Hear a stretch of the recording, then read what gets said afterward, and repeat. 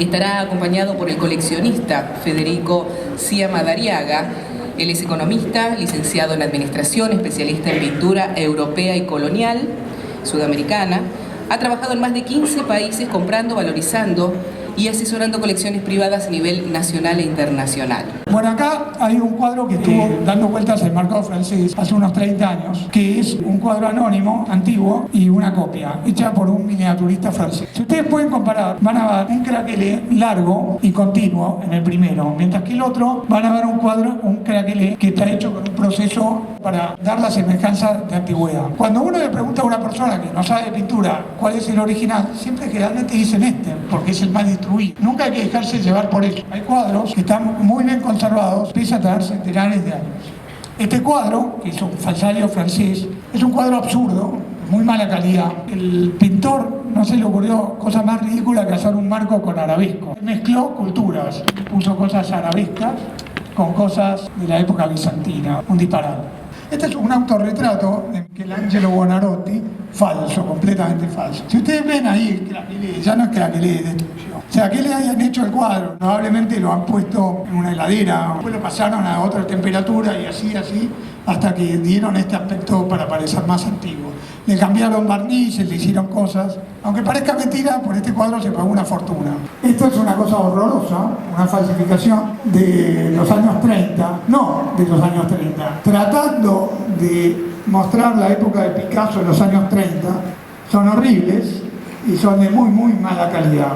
Cualquier persona que conoce de Picasso, esto es espantoso de entrada, pero alguien que no conoce puede caer en la tentación de pensar que va a ganar mucho dinero y compra y se fija en el dinero.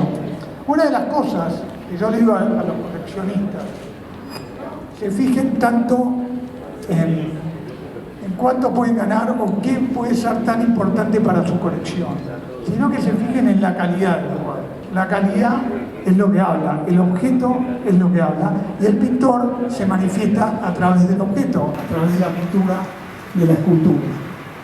Estos son más sellos que son horribles, donde por ejemplo aparece como si hubiese estado expuesto en el Museo de Orsay. Dice taller del escultor. No sé si se fijan ahí, Pablo Ruiz Picasso, taller del escultor, año 1933. Muy malo, y esta firma realmente es una vergüenza. También le ponen, por supuesto, una etiqueta falsa de Christie's o de cualquier casa de subasta.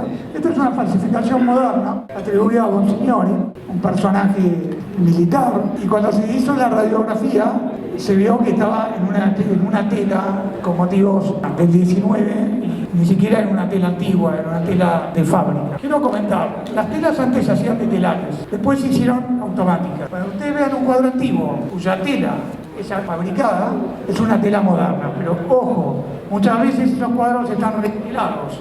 Eso significa que atrás está el cuadro original. Este cuadro es una falsificación atribuida al Meroquio de Bartolomeo.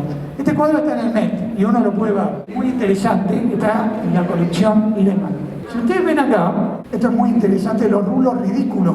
Estos rulos nunca existieron en esa época. Y aparte, tiene un cuello, la Virgen, que realmente es exageradamente largo. Y si bien tiene muy buena calidad, no tiene nada que ver con el pintor.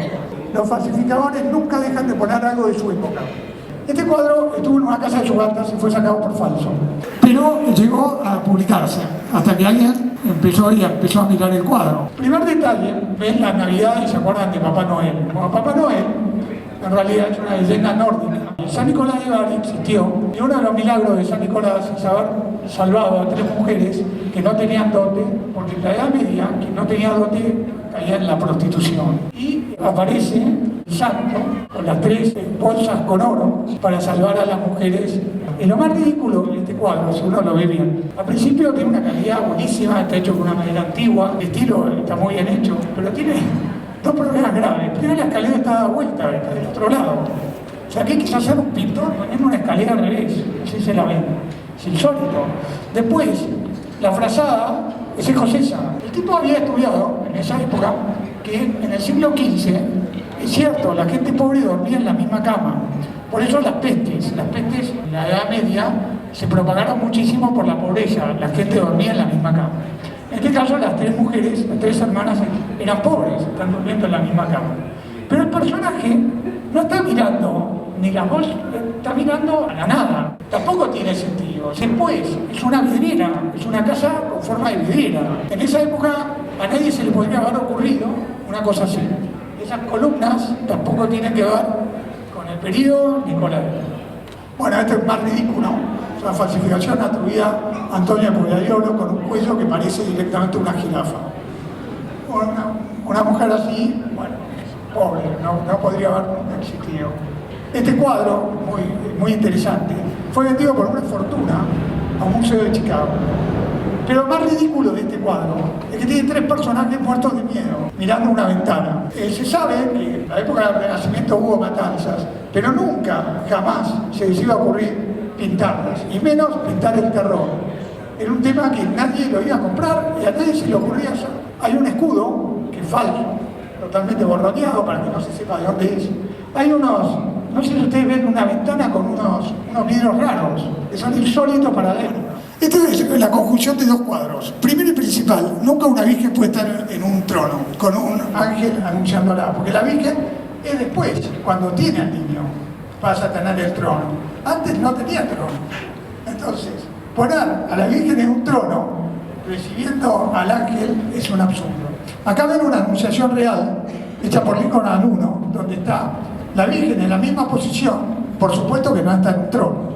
Y acá, la Virgen, el maestro del juicio de París, donde aparece un trono, y por supuesto está con el niño. Bueno, el falsario juntó los 2 cuadros, hizo uno.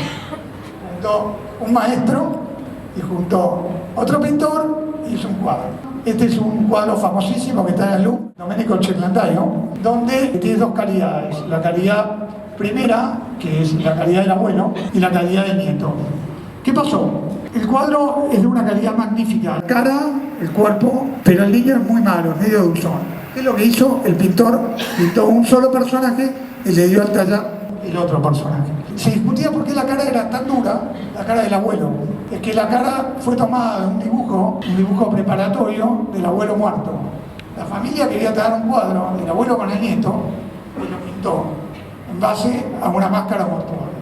Acá van a ver 2 cuadros, la familia de mujer, pintados en España en el siglo XIX, principio del XIX. Estos 2 cuadros tienen 2 cámaras diferentes y hechas por el mismo pintor. La primera es ¿por qué? El pintor es Cabral Bejarano, es un pintor sevillano. Pero ¿por qué hizo esto, que es magnífico, y esto que tiene una cara más dura, muy dura? Porque la cara fue tomada de una miniatura, porque el personaje está muerto, el personaje es del siglo XVIII, y fue hecho en 1820. Mientras que este personaje era de 1820 y fue tomada con el personaje vivo. Por eso la calidad del personaje. Esta es la primera falsificación que existe, que uno conoce, que es el espinario, que está en el Museo Capitolino, donde el cuerpo del niño, que se está sacando una espina, es romano, del siglo II, mientras que la cabeza es copiado de los griegos. Cuando se descubrió Pompeya, fines del siglo XVIII, fue todo un descubrimiento. Entonces se puso de moda todo lo que era romano, griego, que hasta ahí estaba bastante olvidado, se puso de moda.